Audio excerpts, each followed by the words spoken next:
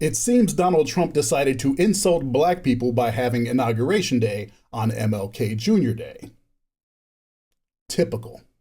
I have no fear whatsoever of anybody or anything. Serious? Anyone coming up? Somebody's coming up.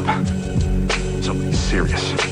Hey everybody, Jerry Williams, aka GreaterSapien here, and I wonder how many people started to rage comment after that cold open and didn't notice the sarcasm note on screen or bother to watch more video before they commented. Hey guys, and I say guys because 97% of you that are triggered are dudes. Hey guys, it was a joke. I know full well that MLK Day has a moving date because it's the third Monday of January, and inauguration is always January 20th. Kind of like how Easter has a moving date, but transgender Day of Visibility is on March 31st. But that didn't stop you religious right-wingers from accusing Biden of insulting Christians by putting that day on March 31st back in 2021, where one day in the future Easter could fall. Did it? The difference is, you bigots weren't joking.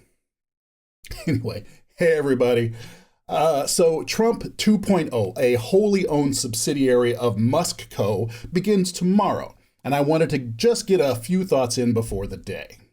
When I originally thought about what I was going to say here, I was going to point out that we should pay attention to the crowd size and how much Trump talks about it immediately after getting in office. Trump is a narcissist who is obsessed with being seen as the most popular person around. And the dismal crowd size of the last inauguration still burns him to this day. But it seems on Friday, Trump decided to get ahead of the issue and move the inauguration indoors, where crowd size is restricted, and so there is a built-in excuse for his crowd to be less than stellar.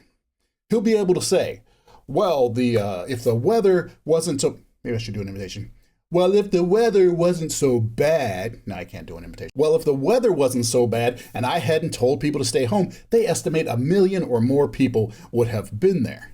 Just watch. In the first days of him being in office, he will probably talk about crowd size more than grocery prices, because he doesn't actually care about grocery prices. Or you. Now, I don't have a whole lot to say about the incoming administration that I haven't said already. It's going to be an interesting few months as Trump's new cabinet, filled with people either wholly unqualified and or wholly subservient and loyal to Trump, start trying to execute their positions.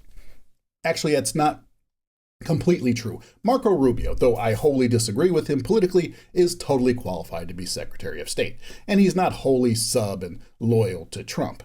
Now, I think he's spineless and won't be a proper check to Trump's madness, but he is a standout amongst the notable clown show.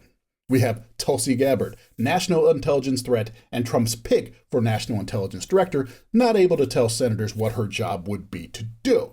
We have Pam Bondi, who is qualified to be Attorney General, who was and still will likely continue to be Trump's personal lawyer, either in deed or in reality. She was unable to say that Trump lost the 2020 election and is unable to admit that she is not aware of any factual predicates to investigate Jack Smith or Liz Cheney, because to do so would undermine Trump. And we have Pete Hegseth, unqualified sexist talking head who, when stupidly asked in a confirmation hearing how many push-ups he could do, I'm not kidding, this is how fucking performative these Republicans are treating this, he answered that he had done 4 sets of 47 push-ups that morning. A seemingly weird thing to claim, since no one would do 4 sets of 47. They would do 4 sets of 50. But of course, Trump is going to be the 47th president, so Hegseth had to pucker up to both Trump's butt cheeks with that comment. It's just fucking just disgusting. It's so amazing how this incoming crew of MAGA crypto tech bros is trying to come in like, hey, the manly men are back, the alphas are in charge, but they bow and scrape to be on Trump's good side. They are at their core so fucking soft.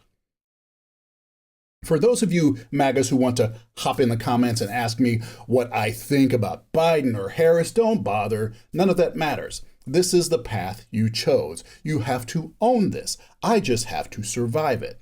Now, those who watch me on a regular basis on my other channel know I'm not one to promote because I do this mostly to relieve my own brain. But if you would like more people to hear this point of view, please give this video a thumbs up, post a comment for the algorithm, and share these on whatever social media platform is your jam. Going forward, my intention is one full-length video per week chronicling this dumpster fire of an administration with reaction shorts peppered throughout the week. I will not be watching Trump live tomorrow, but I will have a recap and review in a couple days. Until then, keep your chin down, your eyes up, keep your head on a swivel, stay woke. Peace. And the Shogun is the master. Why don't you sit down and shut up? Why don't I sit down and what? I said, why don't you sit down and shut up? Why don't anybody who wants me to sit down and shut up come down here and make me? I can't hear you.